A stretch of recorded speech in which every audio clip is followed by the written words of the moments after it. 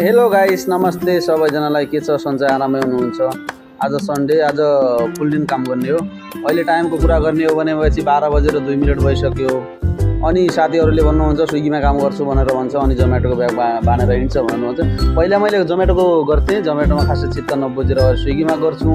स्विगीमा गऱ्यो भने स्विगीमा राम्रो भइरहेछ। अनि बुढीले भन्नुभयो मेरो काम पनि गर्ने त्यता नै हो, मलाई काममा छोडिदिनु न भनेर भन्नुभयो। बुढीलाई काममा छोड्दा छोड्दै अनि अर्डर पडिरहेको थियो, मलाई अर्डर पिकअप गर्न जानु पऱ्यो। पिकअप गर्न लोकेसनमा म पुगेँ। पुग्दै अनि रेस्टुरेन्टवाले अङ्कलले भनिरहेको छ यार कति चाँडो आएको, भर्खरै अर्डर गिरिरहेको थियो अनि तँ आइहाली भनेर भन्छ। अर्डर रेडी नजिकै हो, अर्डर परेको थियो, त्यही भएर मलाई चाँडै पुगिहालेँ। अर्डर पनि रेडी थियो, अर्डर अब मैले पिकअप गरिसकेँ। अब ड्रपको लोकेसनमा जानु पऱ्यो।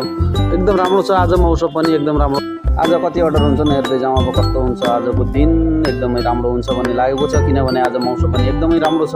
बाटो पनि खुल्ला छ। आज त्यति मान्छे खासै बाहिर निक्लिँदैन, अफिस बन्द हुन्छन् भनेर आज ठिक छ। अनि ड्रप लोकेसनमा पुग्नुभन्दा पहिले नै कस्टमर आएर त्यहाँ बाहिर उभिया रहेछ, मेरो वेट गरेर बसिरहेछ। ल कस्टमरलाई मैले अर्डर दिएँ।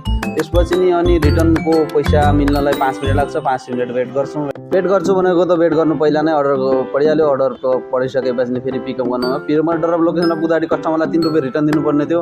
कस्टमरले झिकझिक गरेर आएको, त्यसपछि मैले 10 रुपियाँ त्यसलाई रिटर्न दिएर आफू त्यहाँबाट निक्लेको। अनि